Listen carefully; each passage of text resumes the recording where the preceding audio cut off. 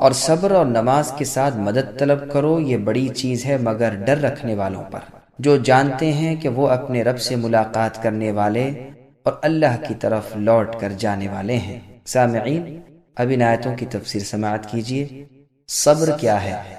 اس آیت میں حکم فرمایا جاتا ہے کہ تم دنیا اور آخرت کے کاموں پر نماز اور صبر کے ساتھ مدد طلب کیا کرو، فرائض کو بجا لاؤ اور نماز کو ادا کرتے رہو۔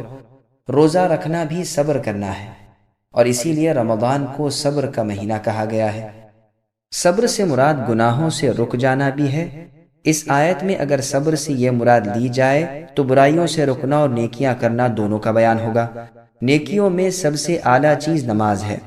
عمر رضی اللہ عنہ فرماتے ہیں کہ صبر کی دو قسمیں ہیں، مصیبت کے وقت صبر کرنا اور گناہوں کے کرنے سے صبر، یعنی گناہ کرنے سے رک جانا، اور پھر فرمایا یہ صبر پہلے صبر سے زیادہ اچھا ہے۔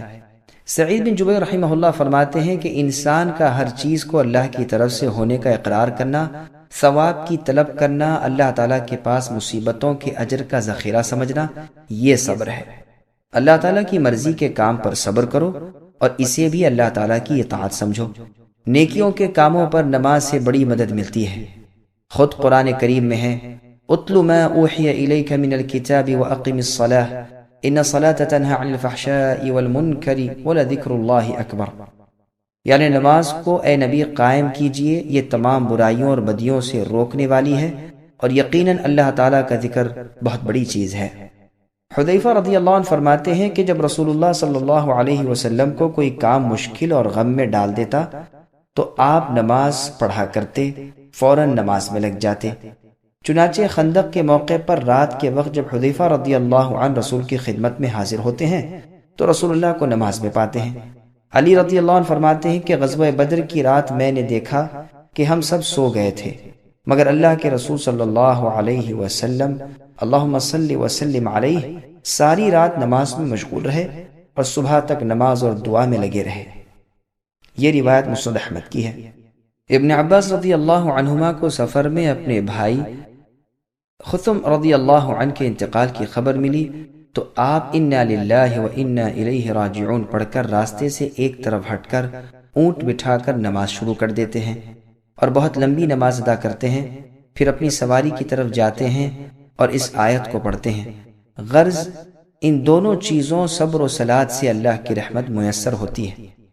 انہا کی ضمیر کا مرجع بعض لوگوں نے تو صلات یعنی نماز کو کہا ہے، بعض کہتے ہیں کہ مدلول کلام یعنی وصیت اس کا مرجع ہے، جیسے قارون کے قصے میں ولا یلقاها کی ضمیر اور برائی کے بدلے بھلائی کرنے کے حکم میں وما یلقاها کی ضمیر۔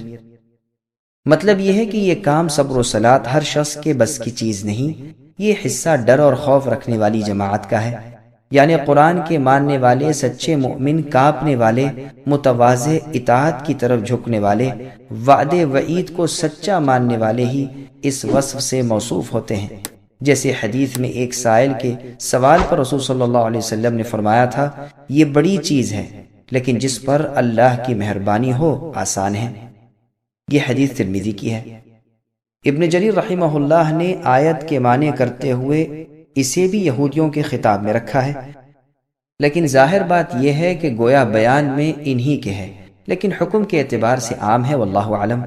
آگے چل کر خاشعین کی صفت ہے، اس میں ظن معنی میں یقین کے ہے، گو ظن شک کے معنی میں بھی آتا ہے، جیسے کہ صدفہ اندھیرے کے معنی میں ہے اور روشنی کے معنی میں بھی، اور صارخ کا لفظ فریاد رس اور فریاد کن دونوں پر بولا جاتا ہے، اور اسی طرح کے بہت سے نام ہیں جو ایسی دو مختلف چیزوں پر بولے جاتے ہیں۔ ظن یقین کے معنی میں عرب شعراء کے شعروں میں بھی آیا ہے، خود قرآن کریم میں اور جگہ ہے وَرَأَ الْمُجْرِمُونَ النَّارَ فَظَنُّوا أَنَّهُمْ مُوَاقِعُوهَا، یعنی گنہگار جہنم کو دیکھ کر یقین کر لیں گے کہ اب ہم اس میں جھونک دیے جائیں گے۔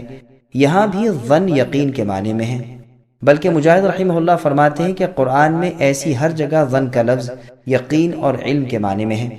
ابو العالیہ رحمہ اللہ بھی یہاں ظن کے معنی یقین کے کرتے ہیں۔ مجاہد، سدی، ربیع ابن انس، قتادہ، ابن جریج رحمہم اللہ کا بھی یہی قول ہے۔ قرآن کریم میں اور جگہ انی ظننت انی ملاق حسابیہ، یعنی مجھے یقین تھا کہ مجھے حساب سے دوچار ہونا ہے، آیا ہے۔ ایک صحیح حدیث میں ہے جس کو امام مسلم لائے ہیں کہ قیامت کے دن ایک گنہگار بندے سے اللہ تعالیٰ فرمائیں گے کیا میں نے تجھے بیوی بچے نہیں دیے تھے؟ کیا تجھ پر طرح طرح کے انعامات نہیں کیے تھے؟ کیا تیرے لیے گھوڑے اور اونٹ مسخر نہیں کیے تھے؟